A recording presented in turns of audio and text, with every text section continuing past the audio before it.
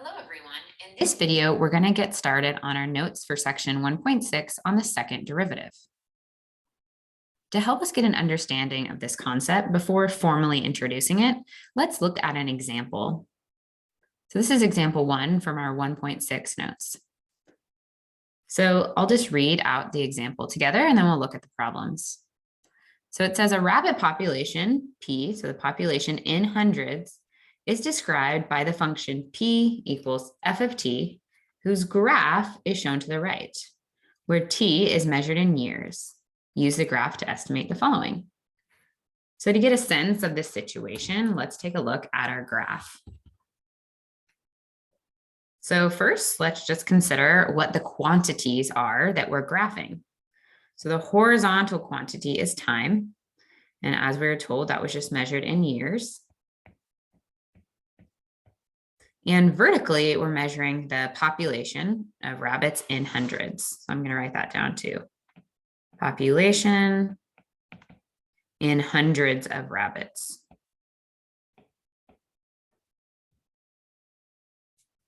So the first question asks in part A, on what time interval, if any, is the rabbit population increasing?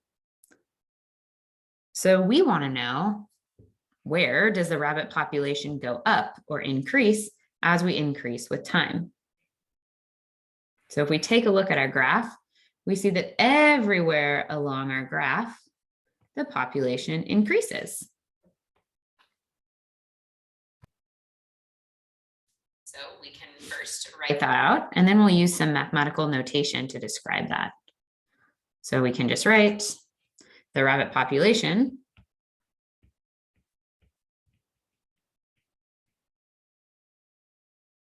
increases everywhere or on the entire interval. So the rabbit population is increasing everywhere.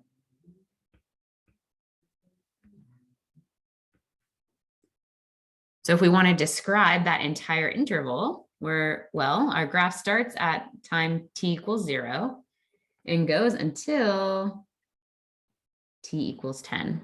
So how would we write that mathematically? Well, we can actually write that a couple ways. So we can say the rabbit population increases on the interval. We could say when time is between 0 and 10.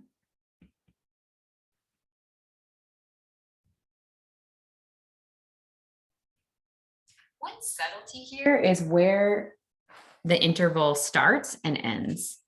So the graph, if we just look at a particular point, like here when time t equals 0, technically the graph doesn't increase or decrease at one point, it's just fixed. We have to look across some chunk of time in order to determine what happens with the graph if it increases or decreases over a chunk of time. So in my notation here, I'm writing t is between 0 and 10, and it could be equal to 0 or 10. But typically, we'd actually just use inequalities like this, less than, that don't include the endpoints, because again, we don't really consider a function increasing at a particular point.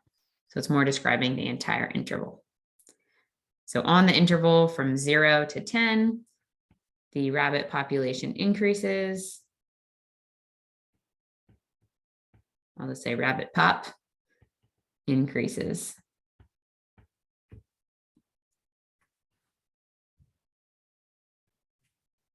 And now one other mention I want to make about this interval is just some interval notation.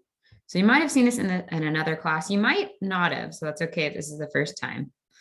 But if we want to describe this interval from 0 to 10, or when t goes from 0 to 10, another way, using mathematical notation, we can use the following symbols. So we just say 0, 10, like this. So these two intervals, the interval from 0 to 10, using these inequality symbols, these are inequality symbols, less than, is the same as this interval here from 0 to 10. So note, it can be a little confusing because usually when we're used to seeing a number, comma, another number, we're seeing coordinates, XY coordinates. So it's really important just to be mindful of the context when you see interval notation written like this. Okay. So let's move on to the next part. So part B says, on what intervals, if any, is the rabbit population decreasing? Well, as we saw, the rabbit population is increasing everywhere on this interval from 0 to 10. So there's no intervals or nowhere that the rabbit population decreases. So we could just say the rabbit population is never decreasing.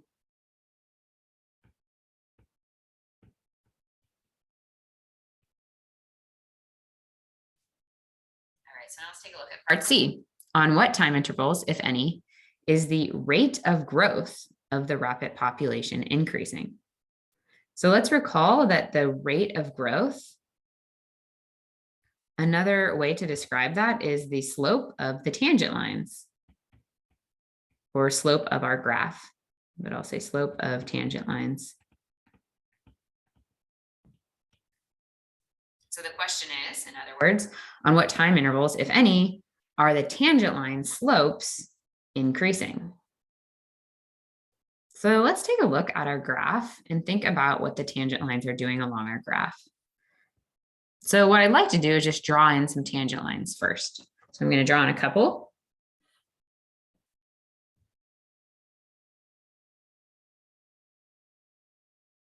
Here we go. And as I draw them in, or if you want to pause the video and draw them in yourself, what's happening to those slopes? So let me back up and just draw a few of them so we can really focus in here.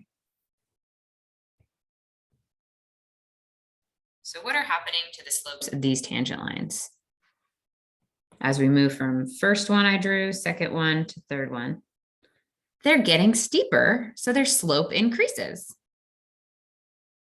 So does this continue? So what if we continue drawing these tangent lines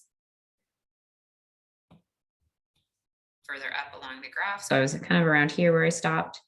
So let's do a few more. So how do the slopes of these 1, 2, 3 tangent lines compare?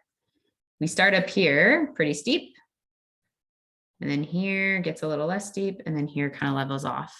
So what happens to those slopes? They get smaller, so the slopes decrease.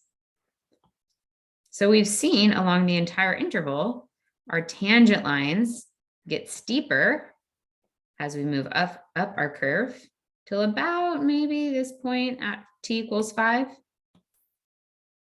So I'll mark that here. And then after t equals 5, our tangent line slopes get smaller or decrease. So I'm going to notate that on my sheet here. So from here to about 5, my tangent lines slopes increase. So we could just write rate of change or growth rate increases because the slopes of the tangent line are the rate of change. And then here, our rate of change decreases.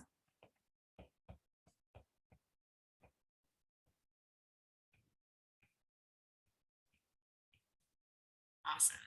So take a moment and pause the video to kind of meditate on that idea.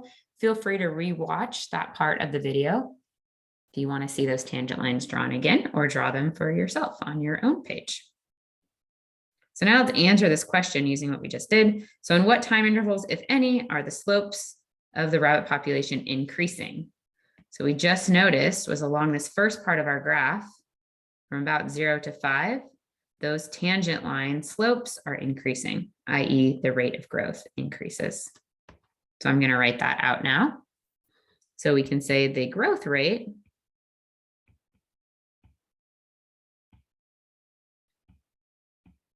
of the rabbit population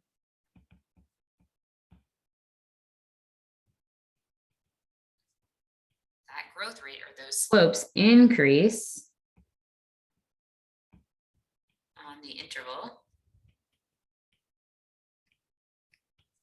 from 0 to 5.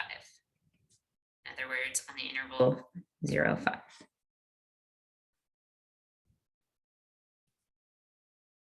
So then part D on what time intervals, if any, is the rate of growth of the rabbit population decreasing. We saw that on the second part of this graph, slopes of the tangent line decrease. Even though, again, our graph increases, but the slopes of the tangent line get smaller. So those slopes decrease. And that's on this second interval here from 5 to 10. So then we can write out that. The growth rate of the rabbit population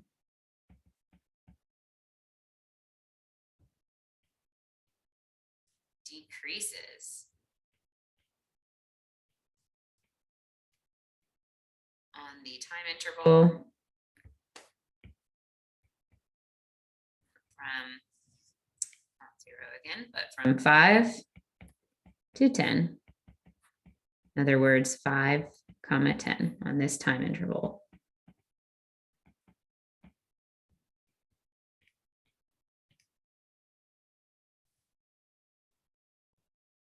So far, we haven't used the word second derivative explicitly here. But just to summarize what we were doing, we are first looking at our graph and determining where the function increases or decreases. So just if those outputs, f of t, go up, increase as we increase time, or decrease as we increase time. Then we looked at the rate of change or growth rate or derivative of our function to see if those values increase or decrease.